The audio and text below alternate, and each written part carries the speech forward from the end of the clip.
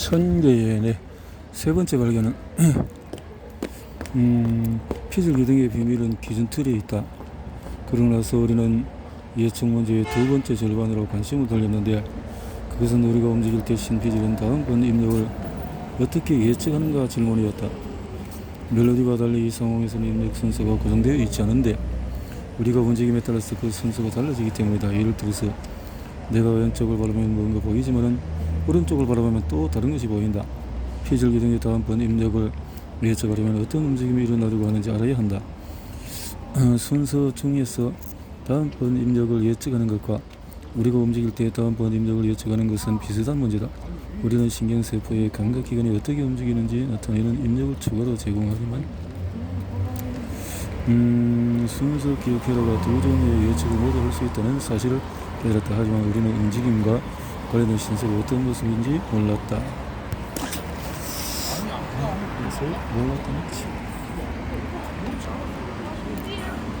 그래서 우리가 생각할 수 있는 가장 간단한 것을 가지고 시작이었다. 만약에 움직임과 관련된 신호가 단순히 왼쪽으로 이동하라 또는 오른쪽으로 이동하라 했으면 어떻게 될까?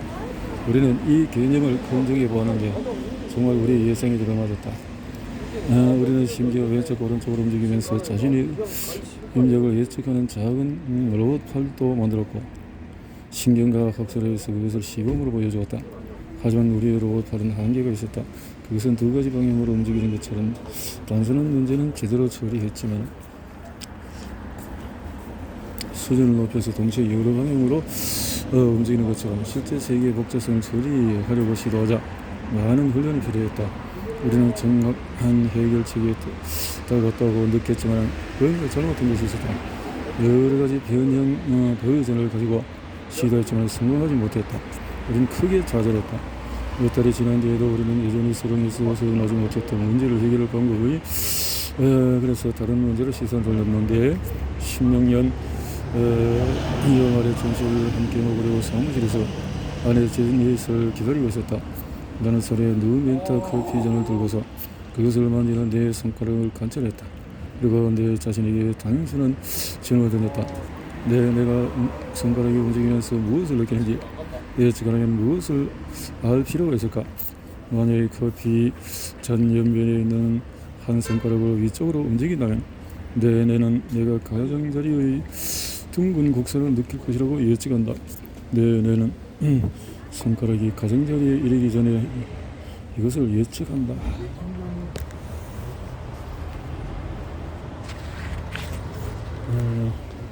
내 뇌가 커피 잔에 손가락의 상대적인 위치를 알 필요가 있다는 사실에 주목할 필요가 있다. 내 몸에 대한 손가락의 상대적인 위치는 중요하지 않으며 잔이 어디에 있거나 어떻게 놓이는지 중요하지도 않다. 잔은 왼쪽에 오른쪽으로 기울어져 있어도 상관이 없다. 내 앞쪽에 놓여 있거나 이쪽에 있어도 상관없고 중요한 것은 잔에 대한 손가락의 상대적인 위치뿐이다.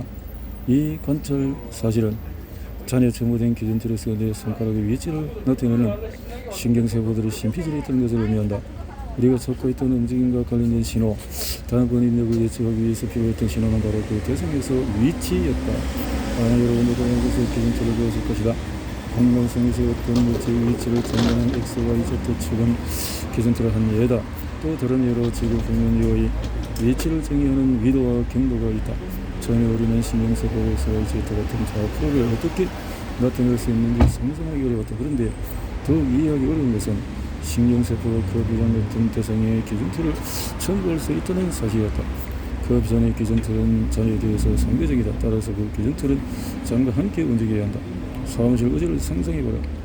뇌는 내가 그 비전을 만질 때 어떤 적감을 느낄지 예측하듯이 내가 의자를 만질 때 어떤 적감을 느낄지 예측한다. 따라서 내 신비질은 의자에 대한 내 손가락의 상대적인 위치를 아는 신경세포들이 있는 것이 분명한데 그것은 내 신피질이 의자에 고정된 기준틀을 만든다는 뜻이다. 만약에 내가 의자를 빙 돌리는 기준틀도 의자와 함께 빙 돈다. 내 몸에서 서로 다른 부분들 손가락 또 손바닥, 입술 등이 동시에 그 비전에 닿을 수 있다. 잔에 닿는 모든 부분은 잔 위에서 자신의 독특한 위치를 바탕으로 어떤 촉감을 느낄지 각자 별도의 예측을 한다. 따라서 뇌는 한 가지 예측을 하는 것이 아니라 동시에 수십 가지, 수백 가지 예측을 한다. 신피질은 저를 기준으로 잔해에 닿는 모든 신체 부분의 상대적인 위치를 알아야 한다. 나는 시각에서도 척하고 동일한 일이 일어나는 사실을 깨달았다. 망막은 피부와 비슷하다. 피부의 각 부분이 물체의 작은 유리에만 닿는 것처럼 망막의 각 부분은 전체의 대상 중에서 가장 작은 부분만 본다. 내는 그림을 처리하지 않는다. 내는 눈 뒤쪽의 망막에 비치는 그림을 가지고 시작하지만 그것을 수백 개의 조각으로 쪼갠다. 그리고 각각의 조각을 관찰 대상에 대한 상대적인 위치로 할당한다.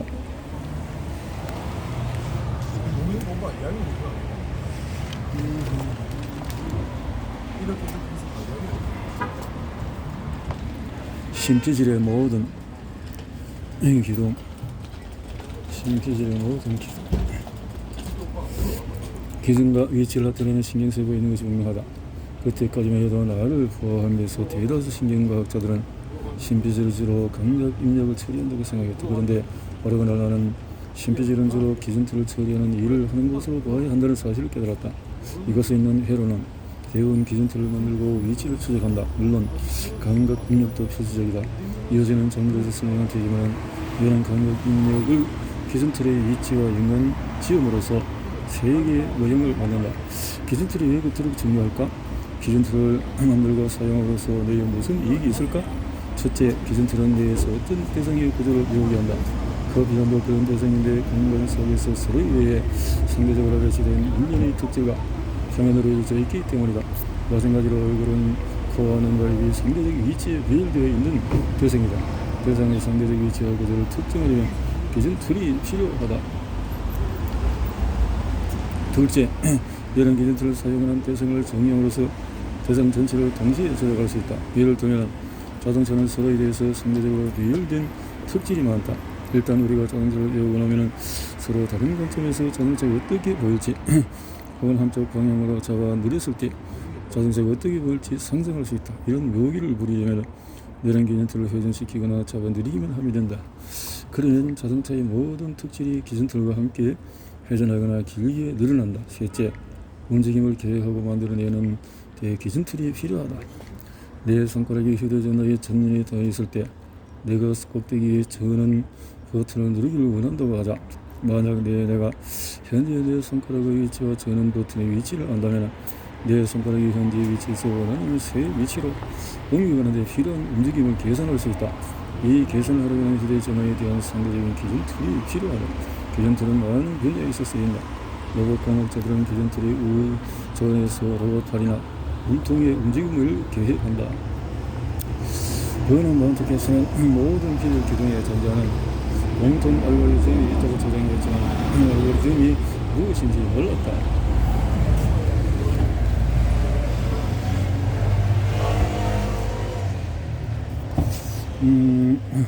위치와 기준틀에 관한 이 모든 개념을 순식간에 떠올렸다. 나는 너무나도 들뜬 나머지 의자에서 물떡 일어나서 동료 수부터의 아흐마드에게 달려가서 알렸다. 책상까지 6m를 달려가는 도중에 나는 제니까 측면에서 하마터면 그녀를 맞들 뻔했다. 나는 수부타이에게 이 놀라운 사실을 이야기하고 싶었지만 제니스를 진정시키고 사과를 하는 동안에 수부타이에게 나중에 이야기하는 편이 낫겠다고 판단했다. 나는 제니까 얼른 요구르트를 함께 먹으면서 기준틀과 위치에 관한 이야기를 나눴다. 여기서 내가 자주 듣는 질문을 짚고 넘어가는 게 좋겠다. 그것은 실험적으로 검증되지 않은 이론을 어떻게 내가 그토록 자신있게 얘기할 수 있느냐는 질문이다. 나는 방금 그런 상황 중에서 하나만 소개했다. 나는 신비질의 기준틀이 가장 넘친다는 통찰력이 떠올렸고 즉각 그것을 확신에 짜서 이야기하기 시작했다. 이 책을 쓰고 있는 개념을 쌓고 있잖아. 이 개념은 완전히 검증된 것은 아니다. 하지만 나는 조금의 방송도 없이 이 개념을 사실로 기술하는데 다음과 같은 이유 때문이다. 어떤 문제를 해결하려고 노력할 때 우리가 내가 제약이라고 부르는 것에 맞다가 떨린다. 제약은 문제의 해결책이 극복해야 할 대상이다. 예컨대 공룡 알아맞히기 조건 저런 생소를 기술할 때 나는 몇 가지 제약의 예를 들었다. 내의 해부학과 생리학 역시 제약이다. 내 이론은 궁극적으로 내가 모든 사실을 설명해야 한다. 정확한 이론은 이러한 세부 사실과 어긋나서는 안 된다. 어떤 문제를 더 오래 붙들고 매달릴수록 더 많은 제약을 발견하게 되고 해결책을 상상하기 더 어려워진다. 이 정의에서 소개한 아하 순간들은 몇 년 동안 이런 문제들에서 일어났다. 따라서 우리는 이 문제들을 깊이 이해했고 제약 조건은 상당히 길었다. 어떤 해결책이 오를 가능성은 해결한 제약 조건 수에 따라서 기하급수적으로 증가한다. 순간은 새로운 개념이 여러 제약 조건을 만족시킬 때 일어난다.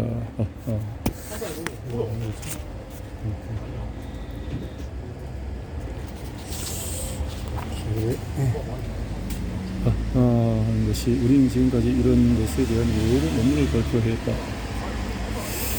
예를 들어서 검은 상자 속에 손을 넣어서 한 손가락으로 미지의 물체를 만지는 장면을 상상해보자. 그 가장자리로 손가락을 이리저리 옮기면서 만져봄으로써 전체 물체의 형태를 배울 수가 있다. 우리는 이 논문을 발표하면서 그런 이렇게부터 여러 영화를 토론했다. 하지만 우리는 신경세포가 실제로 기준틀을 어떻게 만드는지는 전혀 설명하지 못하고 있었다. 따라서 우리가 저장하려는 요지는 다음과 같은 것이었다. 우리는 위치와 기준틀이 반드시 존재한다고 추론했고 이것들이 존재하다고 가정하면 피질 기둥의 작동 방식은 이렇다. 그런데 우리는 신경세포들이 기준틀을 실제로 어떻게 만드는지 모른다. 그래도 우리는 논문을 제출하기로 했다. 였는데 논문을 완성하는데 오랜 시간이 걸렸다. 또 글을 쓰는 것에도 몇 달이 걸리며 시뮬레이션하고 또 많은 내용을 들였으니 잠시 요점을 정리하고 넘어가기로 하자.